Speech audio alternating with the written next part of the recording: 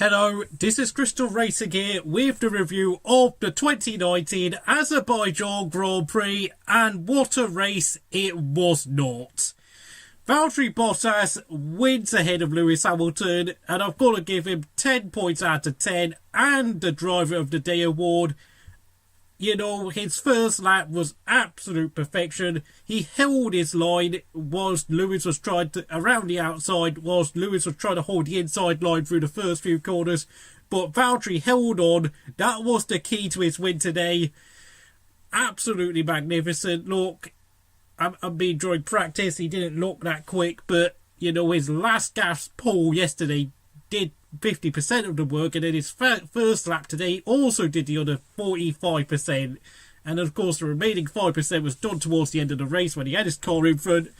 Brilliant drive by Valtteri, and the sport, and I'm going to say this, Formula 1 needs you to keep up this form this season, because I can tell, because Ferrari are not going to be fighting for this championship. I can tell you that, and I will get to them later on. Lewis Hamilton, 9 out of 10. Simply, you know, yeah, he did a good job, but he was just simply beaten by the bare man today, and there's not really much else to say. He just, you know, Bottas was able to pull out a slight gap at certain intervals, and Hamilton just couldn't live with him. Third place was Sebastian Vettel, 9 points out of 10. He did not have, because of course Leclerc crashed in qualifying, it meant that he had no one to tow in qualifying, meaning that, well, really, I mean, it was just him up against the two Mercedes by himself for most of the race. And of course, with what Ferrari did with Leclerc, it actually didn't help him at all. So that's 9 for Sebastian Vettel. Max Verstappen also gets 9 points out of 10. You know, that Honda has got some decent run. You know, the straight line speed of the Red Bull Honda was very good, but just really, he just couldn't, at no point could he ever really catch the Mercedes or Vettel's Ferrari, because, to be honest, I don't really think that Red Bull car is as good as those two cars this season. So, 5th place, it's Charles Leclerc. Now, he had been looking quick all weekend long. He looked like, you know, he could fight. He would catch his first Grand Prix win this season, this weekend. But unfortunately, of course, he crashed in qualifying. That meant that he had to start in 8th place, thanks to being promoted after Giovinazzi and Raikkonen were, Giovinazzi was sent to the back of the grid, and Raikkonen was forced to start in the pit lane. But, you know, that awful pit strategy did botch things up. And having said that, though, because of his crash in qualifying, I'm gonna have to give him 8 out of 10. Yes, he got the fastest lap, but I don't think he'll be pretty happy with himself after that. 6th place was Sergio Perez, the best of the rest, once again outperforming that Racing Point. Of course, yes, the Racing Point tends to be a very low drag car, like, you know, it has been for the past few years, but 10 out of 10. You know, qualified 5th, just stayed right there the whole race, absolutely did not pull a wheel wrong. Yes, he got overtook early on by Verstappen and Leclerc and Gasly, but, you know, the car's not quick enough, so what can he do?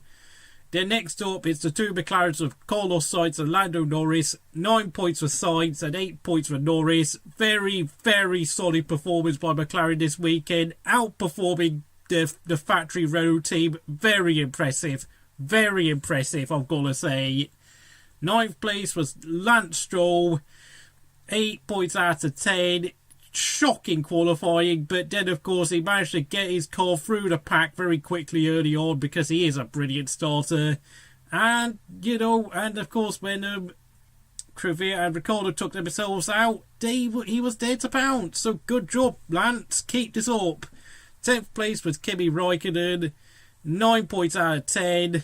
Got disqualified from qualifying for that front wing infringement, meant he had to start in the pit lane. It wasn't a spectacular race by any means, but he was very consistent, stayed out of trouble. Yes, he struggled with a new front wing, but, you know, he used his experience and knowledge to get himself through, really through the pack very gradually. 11th place was Alex Albon, 7 out of 10. A lot more average this weekend. A fairly poor qualifying session. And, yeah, I'm not going to say too much for him because after the Chinese Grand Prix heroics, he wasn't quite as impressive this weekend. 12th place was Antonio Giovinazzi, 8 out of 10. Out-qualified Kimi for the first time this season with an impressive performance in qualifying, but of course it meant nothing because he had to take a 10th-place grid job for, of course, having to replace his control electronics.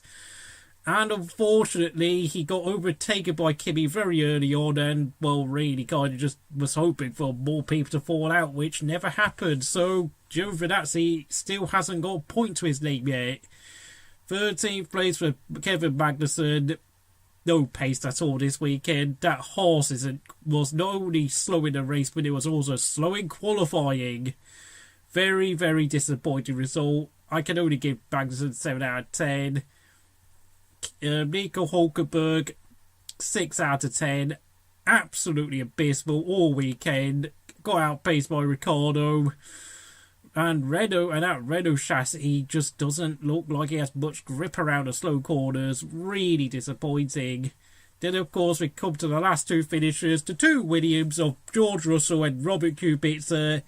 Russell looked quite racy earlier on, I have to say. So I'm going to give him 8 out of 10. While Kubica, well, he was given a drive-through penalty because his team parked him up at a pit lane too early for the the reconnaissance laps before the race.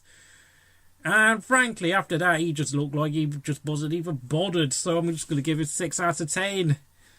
And the retirees, Pierre Gasly was running in 6th place until his gearbox and drive shaft failed. I'm going to give him 9 points out of 10. He started from the back of the grid and he stormed through the field. It was easily his best performance so far this season. He can take a lot of positives out of this weekend. He looked a lot sharper, a lot quicker, and far better than he has in the first 3 Grand Prix this season. He should be proud of himself because that was a far better performance than I've seen so far. Don't get your head down, Pierre, mate. You will get results. Romain Grosjean, 7 out of 10. He wasn't even running in a point, and quite frankly, I mean, quite frankly, I mean, he didn't do anything wrong. His horse was just simply too slow. Danny Kvyat, I'm going to give him 9 points out of 10. He qualified in the top 10. He looked like he was on for a 9th place finish until, of course, a certain Daniel Ricciardo lunged one up the inside and locked up. And then, of course, whilst Kvyat was trying to get himself out of the runoff area, Mr. Ricciardo decided to reverse and whacked him to the back into his rear suspension. Poor old Danny Kvyat had nowhere to go, and he was forced to park up and retire. An absolute shame because because this has to be his best weekend so far this season. And last but not least, the reject of the day. Yes, I know I forgot to say Bottas driver of the day, by the way, but Daniel Ricciardo, reject of the day, 5 points out of 10. Yes, I know he was outpacing Hulkenberg all weekend, but for experienced 7 times Grand Prix winner to launch one up the inside of Danny Kvyat like that, only to run out of space and then proceed to reverse park into Kvyat is just criminal. It was just sheer stupidity, and that is his third mistake so far this season. I know he's annoyed at the fact that the Renault is nowhere near as quick as a Red Bull, but, it's his fault for choosing to go to Renault, and quite frankly, that was a brain-dead manoeuvre by Daniel Ricciardo. I have no idea what he was thinking. Yes, had he got the move done properly, or maybe if he went and overtook Kvyat at another part of the circuit, he might have, caught Lando Norris and finished 8th place, but no, he didn't. Absolutely stupid driving. Daniel Ricciardo, he has some serious questions to answer for. And so, if you enjoyed this Baku Grand Prix review, Please like, subscribe to Crystal Racing, and I will see you again next time.